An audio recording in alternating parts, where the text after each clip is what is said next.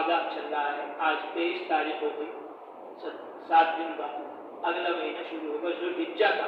ویسے تو یہ مہینہ بھی بہت افضل ہے، قرآن میں اللہ فرماتے ہیں ان عدت الشہور عند اللہ 12 شہرا، اللہ کے نزدیک مہینوں کی تعداد 12 ہے، منہا اربعۃ حرم، 4 مہینے حرمت والے، عظمت والے، برکت والے، اس کا جو ثواب زیادہ ہے، 3 لگاتار ہیں، ذوالقعدہ، ذوالحجہ، پھر اس سے اگلا محرم، اور ایک رجب ہے شعبان سے پہلے۔ ان 4 مہینوں میں عبادت اللہ کو بہت پسند ہے، اور خاص طور پر اگلے مہینے میں 10 دن اللہ کو اتنے پسند ہیں، قرآن میں اللہ نے قسم کھائی، والفجر ولیال عشر، قسم ہے فجر کی اور 10 راتوں کی۔ علماء نے فرمایا فجر سے مراد بقرہ عید کی فجر ہے، اور 10 راتوں سے مراد ذوالحجہ کی 10 راتیں ہیں۔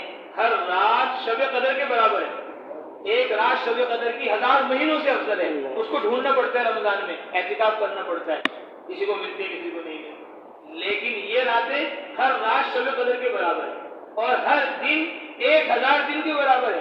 ایک روزہ اگر کسی نے رکھ لیا 1000 روزوں کا ثواب ملتا ہے، 9 روزے رکھ لیے تو 9000 روزوں کا ثواب ملتی ہے۔ بلکہ ایک روایت میں تو ہے کہ ذوالحجہ کے پہلے 10 دن ہر دن 1000 دن کے برابر ہے، اور 9 ذوالحجہ جو بقرہ عید سے پہلے ہے، یوم عرفہ جس کو کہتے ہیں، وہ 10,000 دنوں کے برابر ہے۔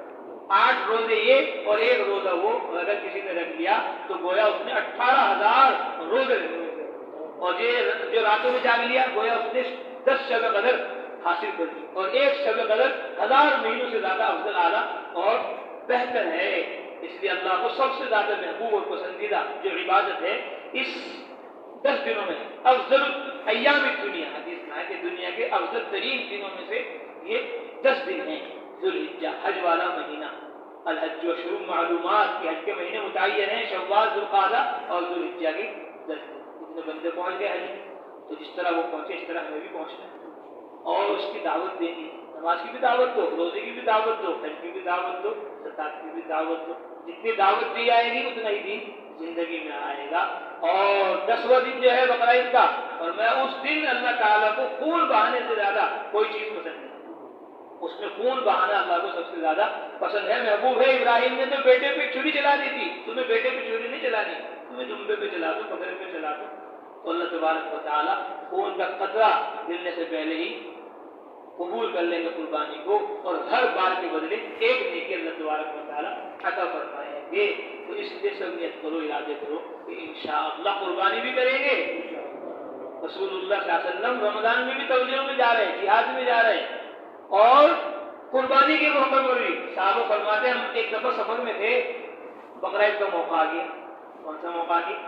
بقرہ عید کا موقع آ گیا، اور 7 آدمی تھے ہم۔ کتنے آدمی؟ ہر ایک آدمی نے 1 درہم جمع کیا، 7 درہموں میں ایک جانور خرید لیا، اور جانور خرید کر اللہ کے نبی کو بتایا، اللہ کے رسول جانور بہت مہنگا ملا، 7 درہم کو ملا۔ اللہ کے نبی نے قیامت تک فیصلہ کر دیا، تب تک قیامت تک اللہ کے نبی نے فرمایا وہ جانور جو مہنگا ہو اور موٹا تازہ ہو وہ سب سے افضل ہے، اس پر سب سے زیادہ ثواب ملے گا، جو مہنگا بھی ہو اور تگڑا بھی ہو۔ یہ تو ہو گیا۔ اب جب نمبر آیا ذبح ہونے کا اور ذبح کرنے کا، ایسی قربانی ہوئی شاید چوسانے میں کبھی نہ ہوئی، گنگوں میں کبھی نہ ہوئی، سہارنپور میں کبھی نہ ہوئی۔ ہم تو مکہ میں تھے، مدینہ میں تھے، لبنان میں، اردن میں، ہماری جماعت کی بقرہ عید کے موقع پر ہم نے ان کو یہ قصہ سنایا۔ میں نے کہا ایسی قربانی کی صحابہ نے راہ خدا کے اندر آج تک تم نے کی نہیں ہوگی۔ ایسی؟ اور میں 7 میں پیسے جمع کیے، 7 روپے کا جانور خرید لیا۔ اب ذبح کرنے کا نمبر آیا، حدیث میں الفاظ ہیں، ایک صحابی نے ایک پیر پکڑ لیا جانور کا، دوسرے صحابی نے دوسرا پیر پکڑ لیا، اور تیسرے صحابی نے تیسرا پیر پکڑ لیا، چوتھے صحابی نے چوتھا پیر پکڑ لیا، 5ویں صحابی نے ایک سینگ پکڑ لیا، 6ٹھے صحابی نے دوسرا سینگ پکڑ لیا، وذبح السابع، اور 7ویں نے ذبح کر دیا، فکبروا جميعا، اور سب نے اللہ اکبر اللہ اکبر پڑھ دیا۔ ایسی قربانی نہیں کبھی کہ 7 حصے دار ہیں، سب نے ایک ٹانگ پکڑ لی، 2 نے 2 سینگ پکڑ لیے، اور 7ویں نے ذبح کر دیا۔ ایسی ہوئی کبھی یہاں قربانی؟ تو ایسی قربانی ہوتی ہے جب آدمی دین پر چلتا ہے، اللہ کے راستے میں چلتا ہے، تو پھر اس طرح شوق و ذوق کے ساتھ وہ قربانی کے فریضے کو بھی انجام دیتا ہے۔ مانگو اللہ سے۔ وَإِلَٰهُكُمْ إِلَٰهٌ وَاحِدٌ لَا إِلَٰهَ إِلَّا هُوَ الرَّحْمَٰنُ الرَّحِيمُ سُبْحَانَ رَبِّيَ الْعَلِيِّ الْأَعْلَى الْوَهَّابُ لَا إِلَٰهَ إِلَّا أَنتَ سُبْحَانَكَ إِنَّا كُنَّا مِنَ الظَّالِمِينَ صل على محمد وعلى آل محمد كما صليت على إبراهيم وعلى آل إبراهيم إنك حميد مجيد. اللهم بارك على محمد وعلى آل محمد كما باركت على إبراهيم وعلى آل إبراهيم إنك حميد مجيد. ربنا آتنا في الدنيا حسنة وفي الآخرة حسنة وقنا عذاب النار. ربنا هب لنا من أزواجنا وذرياتنا قرة أعين واجعلنا للمتقين إماما. اللهم إنا نسألك إيمانا كاملا ويقينا صادقا. اللهم إنا نسألك علما نافعا ورزقا واسعا وشفاء من كل داء. اللهم انفعنا بما علمتنا وعلمنا ما ينفعنا. ربنا زدنا علما وصلاحا. یا اللہ ہمارے گناہوں کو معاف فرما. یا اللہ ہماری خطائیں سے درگزر فرما. یا اللہ ہمارے یہاں جمع ہونے کو کہنے سننے کو بہت قبول فرما. کہنے سننے میں جو غلطی ہوتا ہے اس کو معاف فرما. آئندہ صحیح صحیح کہنے کی سننے کی عمل کرنے کی اور علم و عمل کی دعوت کو لے کر سارے عالم میں جماعت بنا بنا کر پھرتے رہنے کی ہمیں پوری امت مسلمہ کو توفیق نصیب فرما. یا اللہ تمام بیماروں کو شفا نصیب فرما. تمام مقروضوں کے قرضوں کے ادائیگی کا ویسا بندوبست فرما. تمام مرحومین کی مغفرت فرما. حاضرین مجلس کی جائز تمناؤں کو ضرورتوں کو پورا فرما. یا ارحم الراحمین علم کی علماء کی مدارس کی محبت ہمارے دلوں میں پیدا فرما. ذکر کی ذاکرین کی خانقاہوں کی محبت ہمارے دلوں میں پیدا فرما. تبلیغ کی مبلغین کی مراکز کی محبت ہمارے دلوں میں پیدا فرما. کتابوں کی مصنفین کی کتب خانوں کی محبت ہمارے دلوں میں پیدا فرما. یا ارحم الراحمین ہم سب کو ایک فرما نیک فرما. ہمارے سینوں کو کینوں سے پاک فرما. یا ارحم الراحمین ہماری مسجدوں کو مسجد نبوی جیسا بنا. ہمارے گھروں کو حضرت محمد مصطفیٰ صلی اللہ علیہ وسلم کے گھروں جیسا بنا. یا اللہ ہماری بستیوں محلوں کو مدینہ منورہ جیسا بنا. یا اللہ ہمارے مردوں کو عورتوں کو بچوں کو حضرت محمد مصطفیٰ صلی اللہ علیہ وسلم کی طرح علم میں ذکر میں عبادت میں دعوت میں لگنے لگانے کی توفیق عطا فرما. اے اللہ سعادت والی زندگی نصیب فرما. شہادت والی موت نصیب فرما. پورے خاتمے سے ہم سب کی پوری امت کی پوری حفاظت فرما. اے اللہ تیرے بندے بندیاں تیرے در پر آ پڑے حج کو پہنچ چکے. اے اللہ ان کے حج کو قبول فرما. ارکان ان کے سارے آسان فرما. یا ارحم الراحمین قبول فرما. ان کی طرح ہمیں بھی ہر سال حج کرنے کی توفیق عطا فرما. ہر مہینے عمرہ کرنے کی توفیق عطا فرما.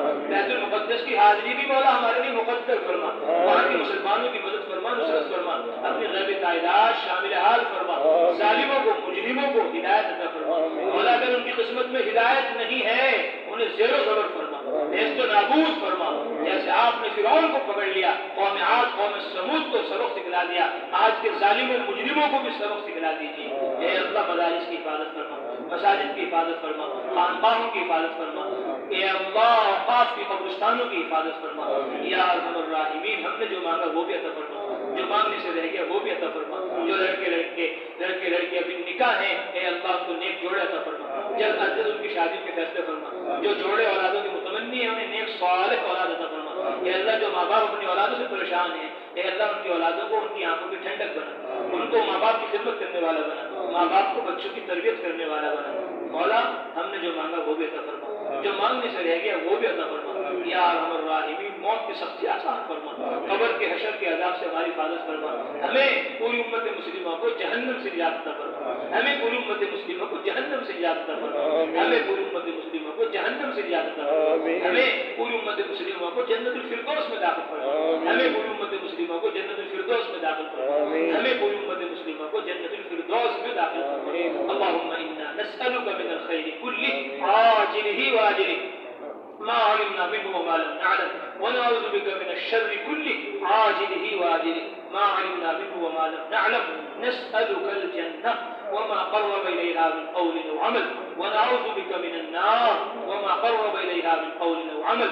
نسألك مما سألك به محمد صلى الله عليه وسلم ونعوذ بك مما تعوذ منه محمد صلى الله عليه وسلم وما قضيت لنا من قضاء واجعل عاقبته رشدا. آمين. صلى الله تعالى على خير خلقه محمد وعلى آله وأصحابه أجمعين برحمتك يا رب.